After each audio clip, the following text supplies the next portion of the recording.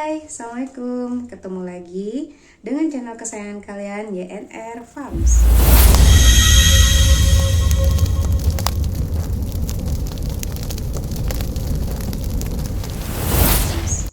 Ketemu lagi nih dengan saya, Dr. Reni. Ingin memberikan edukasi buat kita semua ya, konten edukasi udah lama banget ya. Tentang kali ini membahas yang lagi booming. Mungkin nggak hanya di sini, tapi di tempat lain juga. Kali ini kita akan membahas tentang bahasa Indonesianya itu gondongan. Itu bengkak di sini ya, di bagian rahang. Kalau di bahasa medisnya itu namanya mumps gitu. Jadi penyebabnya ini apa sih, Dok? Oke, kita kupas ya. Dia penyebabnya ini adalah virus menyerang di bagian kelenjar ludah di bagian rahang sini dan kena ke bagian depan telinga. Makanya pada orang yang kena gondongan ini, dia bengkak di sininya, sakit gitu. Terus badannya biasanya jadi panas, teman-teman ya. Selain itu juga untuk menelan sakit biasanya. Dan juga jika dia sudah lumayan gede banget, itu buka mulut susah, teman-teman gitu. Oke, tadi udah disebabkan penyebabnya ya, disebutin gitu. Gimana sih, Dok, penanganannya gitu? Penanganannya itu kita menangani tentang simptom itu atau gejalanya.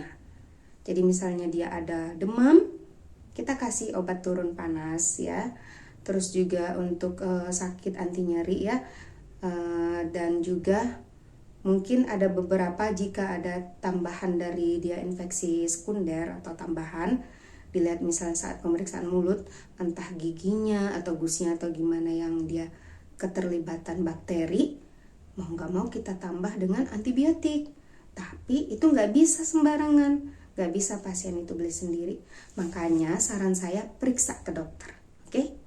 Jadi periksa ke dokter, dicek ini apakah indikasi diberikan antibiotik atau tidak, atau cukup dengan memberikan obat-obatan pereda dari simptom gejalanya tadi ya, teman-teman ya.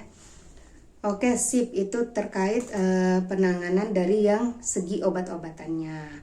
Apalagi sih, Dok, biar lebih enakan gitu redainnya. Apa perlu pakai blau gitu, Dok? Mungkin dulunya sering ya didengar atau bahkan kita sering temuin itu dipakein blau gitu. Ada juga yang beberapa ngasih kapur sirih. Sebenarnya menurut saya itu tidak perlu diberikan. Cukup dikompres aja di bagian rahangnya tadi ya.